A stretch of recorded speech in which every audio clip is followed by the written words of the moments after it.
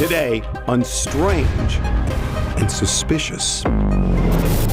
Exorcisms, real or fake? I want to show you one. It's from Germany. The thing that doesn't make sense to me is the language flip. She did speak in Latin. If she's speaking in a different language that her family says she has no formal education in, how do we explain that? Is there a smiley face serial killer on the loose? You've got 11 bodies and 11 smiley faces around where bodies were found. The police are saying there's no link between them. I'm not buying it. A strange object overtakes the Blue Angels.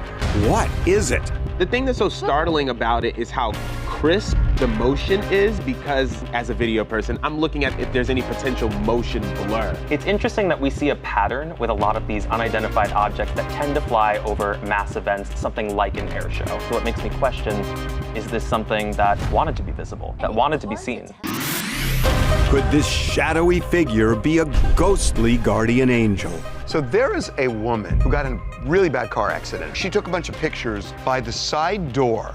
There's this image there. I think that we all have guardian angels and our ancestors are looking out for us. And so if this was a really bad car accident, it could have been a near-death situation. Maybe fate stepped in. So I was in law school when The Exorcist came out.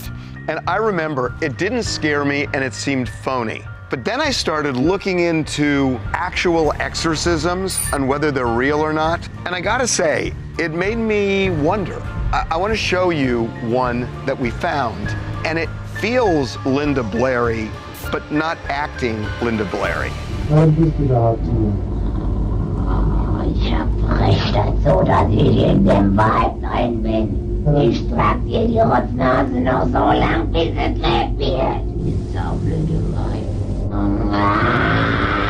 Für uns gibt's kein Zurück. Nee! In alle Ewigkeit! So it's from Germany, obviously. And look, anybody can act, but it is kind of weird that, you know, people purge in different ways.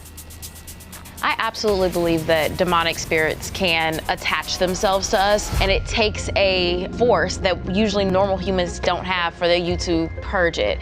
Maybe it's a spiritual leader, maybe it's some other type of leader, but you need something to help you purge those demonic forces that attach themselves to you. I think people authentically believe in spirits and souls and these kinds of phenomena.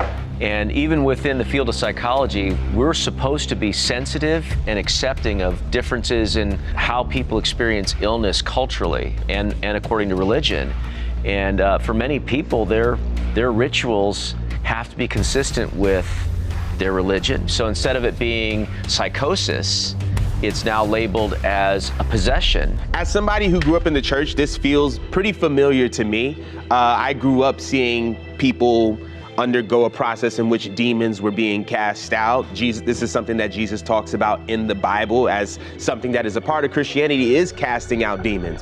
However, what I will say is that a lot of times it is not as dramatic as TV and film portrays it to be. Okay, Jordan, since you said that, I want to show you one that was in a church, and I want to see if this feels overly dramatic to you or authentic.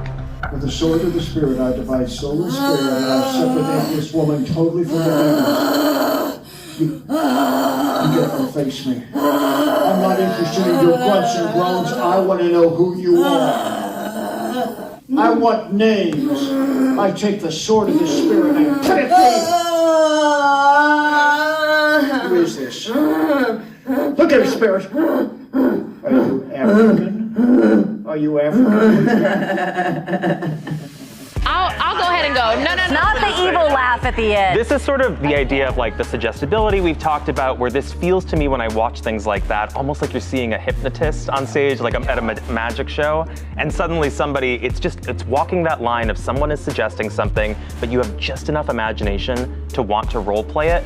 We can explain it that way, or we can talk about the medical side of it. The thing about one of these cases that doesn't make sense to me is the language flip. When we talk about the case of Annalise out of Germany that you showed, If she's speaking in a different language that her family says and her school says she has no formal education in, how do we explain that piece? I'm pretty sure that was German. No, but she did speak in Latin. She also had tuberculosis, right? So I'm not a medical expert, but she also suffered from TB. So what was going on there? How does tuberculosis affect the brain and make you act? And so that, I think that also can play in. There's just a lot of questions that I have. That felt super performative. One of the things that I noticed on that was a number at the bottom, and that brings me back to a period of time with TV evangelists. Not to say that the power of the Holy Spirit isn't real, but a lot of times in cases like this in countries like America, we've seen this linked to a lot of preachers who were out to gain profit. Absolutely. I think that false prophets do exist, and I feel like something like that is performative because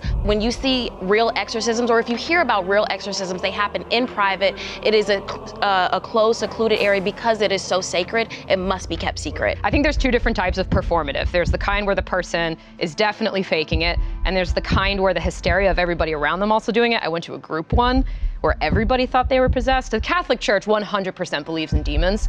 So if you're a kid growing up in that system, you believe in them too. They're as real as car accidents or lightning strikes. So to say that they're faking it, I mean, there's a hysteria element too. It's like a mob mentality. Yes, and some people are not faking it, right? They do believe in it. Like if I look at you and I go, you know, you look a little sick. And then you're like, I don't know, I feel fine, but if all of us go, you know, dude, you really look a little sick, then you start to go, wait, I think I do. And the more we talk about it, we'll feel sick too, because we're all talking about being sick. You know, what really strikes me is, you know, we talk about purging evil from your system or whatever it is. You know, psychotherapy is a form of doing that. Primal therapy is a form of doing that. Throwing things around in a little room is a form of doing that. So even if it's performative, could it still work? On a personal level, if some priest was reciting prayers to me for 4 hours straight, I would also lose my and start growling. On a serious note, though, you know, even though that could be very, very true, ironically, the Bible even has a very, very practical means.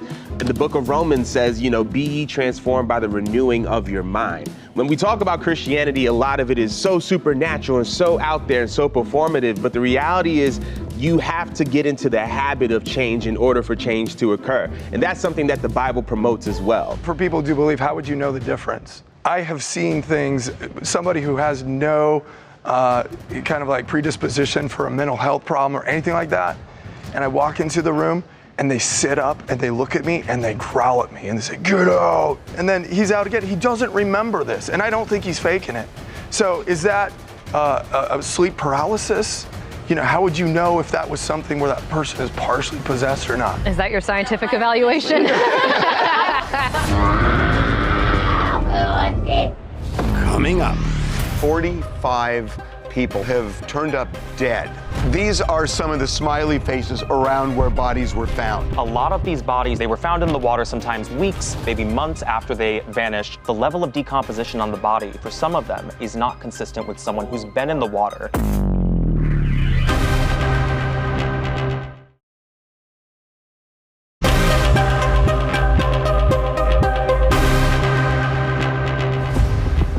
This is so weird. Since 1997, there are 45 people, mostly young men, who have turned up dead in 11 states and 25 cities. And a lot of them had gone to bars and they were intoxicated. These are some of the smiley faces around where bodies were found. There were 11 smiley faces that they have found. And the police are saying there's no link between them. I'm not buying it. I have this weird theory that this is actually tied to law enforcement. Because for some reason, these specific cases are tied to the same type of person. They're all white, athletic, people that you would envy, right? And then on top of that, widely, like across the board, it's been delegitimized by who? Law enforcement. It's like, why are you delegitimizing something, but there's a common thread here? I actually investigated one of these deaths of Christopher Jenkins. He disappeared on Halloween night in a costume, was found 4 months later in the river. like this with his Halloween costume on. No signs of foul play.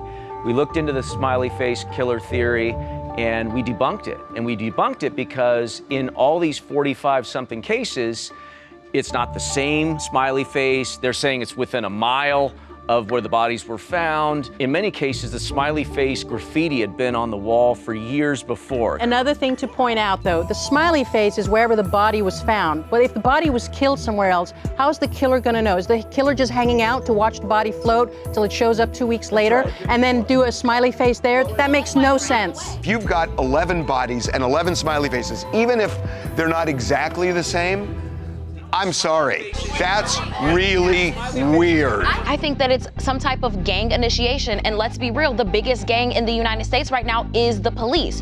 So you're then proving yourself as a loyal brother to the police force, and you have to prove it in some way. Well, what about the question of a copycat killer? People haven't really talked about that. It's not necessarily unlikely to see people knowing about the infamy of this case and trying to mimic it. That's a legit point. That's a legit point. Even though I don't think these are murders, that's a legit. They want to make a name for themselves. They want to get a rise out of seeing this covered on television and know, I did that. This is not a legitimate serial killing, in my opinion, but all the attention to it could create some desire for somebody to copy it and then go out and so do like a mass copycat killing. I do want to just point out something very mathematical. You've got basically 45 men died in a span of 27 years. That comes down to 1.5 lives a year. So many drownings. Statistically insignificant. So many completely insignificant. No, wait. There are serial killers that take breaks for years and then they do it again. But also people who fall in the river because they drank too much. All these victims fit the profile of just dudes who are gonna go out and party, they're gonna get into some drugs or whatever, and they might get drunk and fall in somewhere or what. They go to the side of the river to urinate, and they slip in. A lot of these bodies that were found, they were found in the water sometimes weeks, maybe months after they vanished.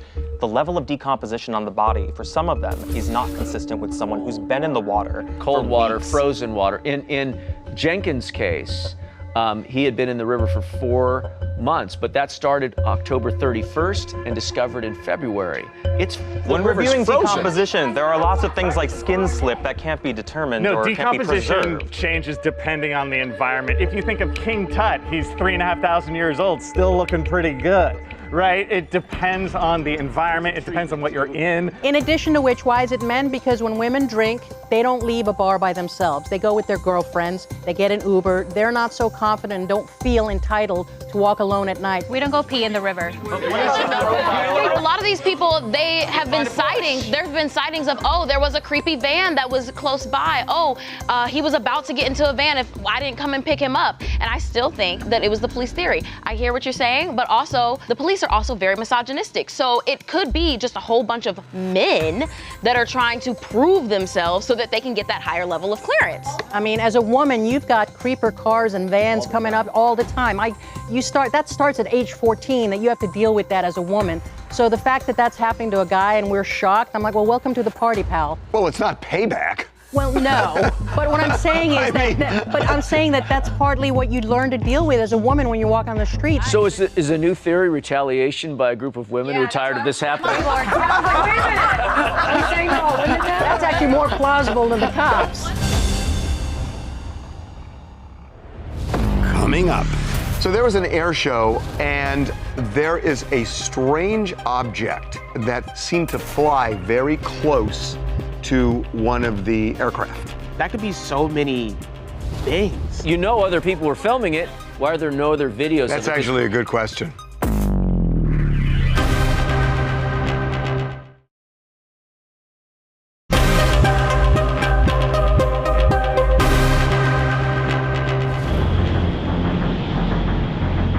So there was an air show in Long Island in May, and the Blue Angels flew over there. The Blue Angels are awesome.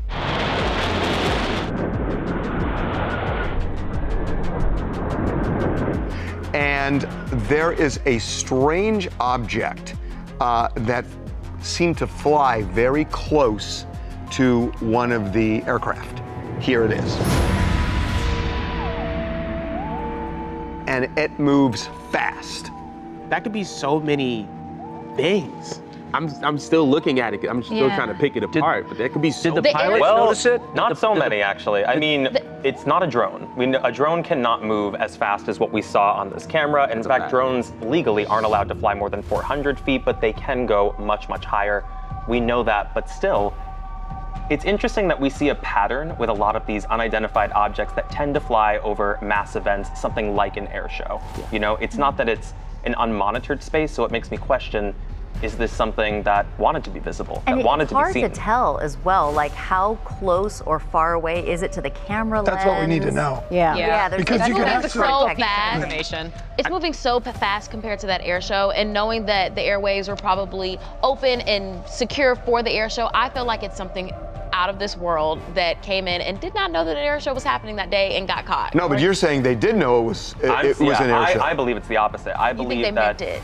anything that would show up in such a public format that knows that there's going to be cameras, there's going to be spectators, it wants to be seen. But what if they didn't know? What if they don't have the schedule? That means that they had to have intention and strategy behind it, essentially. Exactly. That's a very interesting concept. Well, what I want to know is that what's the device that was used? Was it an iPhone? Because here's the thing, this object is, let's say, way in front of, much closer to the actual lens than obviously that airplane is very far away, then it would get warped. The size of it would get warped, the speed of it would get warped, and then it potentially could be something totally different, like an insect. Could it be a bug just flying like an across insect. the camera? Can we see a replay of the video real quick? It seems close to the camera. The thing that's so startling about it is how crisp the motion is, because normally I'm looking, as a video person, I'm looking at if there's any potential motion blur. It looks like a bumblebee, doesn't it? We would have seen more than June one bug? throughout this entire air show if it was just a bug. But with that, other people would have also gotten this footage then if it was actually flying near the plane. If they were filming. You know other people were filming it. Why are there no other videos? That's actually a good question. Yeah. That's actually a good question. I mean, there are a lot of people at this air show. Everyone's filming. There's no other Everybody's footage. It's possible they don't know what they captured, right? I call this a ex post facto observation.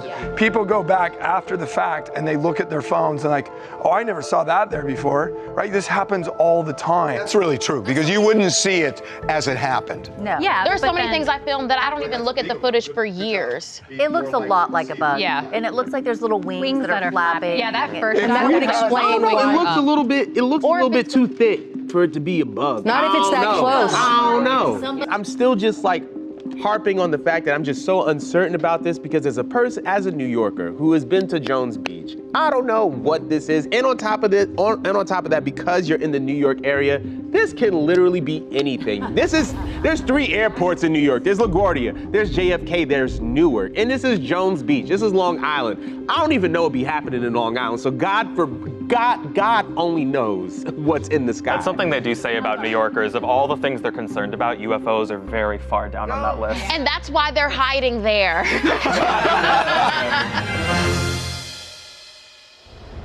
Coming up. So there is a woman who got in a really bad car accident, and she took a bunch of pictures by the side door. There's this image there. We can see the actual silhouette of the person too, where you see the shoulders, the shirt that falls, but part of me thinks this could be pareidolia. Am I assigning a face to something inanimate?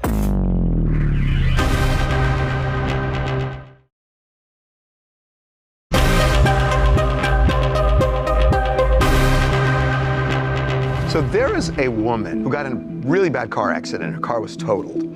And she took a bunch of pictures of the accident scene, which you're supposed to do, right? One of the pictures totally freaked her out. Now look at this. By the side door, there's this image there. Now, she says it freaked her out and reminded her of her grandfather. I don't know what that is, but it looks ghostly. I don't know how else to say it.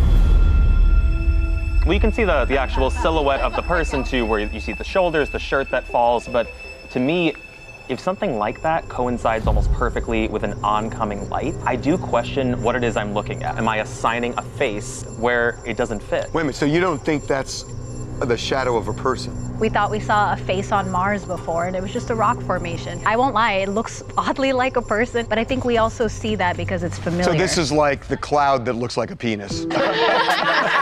I think that we all have guardian angels and our ancestors are looking out for us. And so if this was a really bad car accident, maybe fate stepped in. Have you guys heard about people getting car accidents and then all of a sudden, you know, they say somebody was there kind of looking out for them, specifically with car accidents? There have been tons of studies done on people who undergo some serious trauma. And what psychologists have learned is that their recollection, their memory of providing a narrative of what they experienced and what happened is highly unreliable. Highly unreliable because there's so much going on that the system... Dissociation, for yes. one. You know what kind of kills it for me, honestly? I think there is a case to be made that there's such a thing as spirits. But ghosts, no.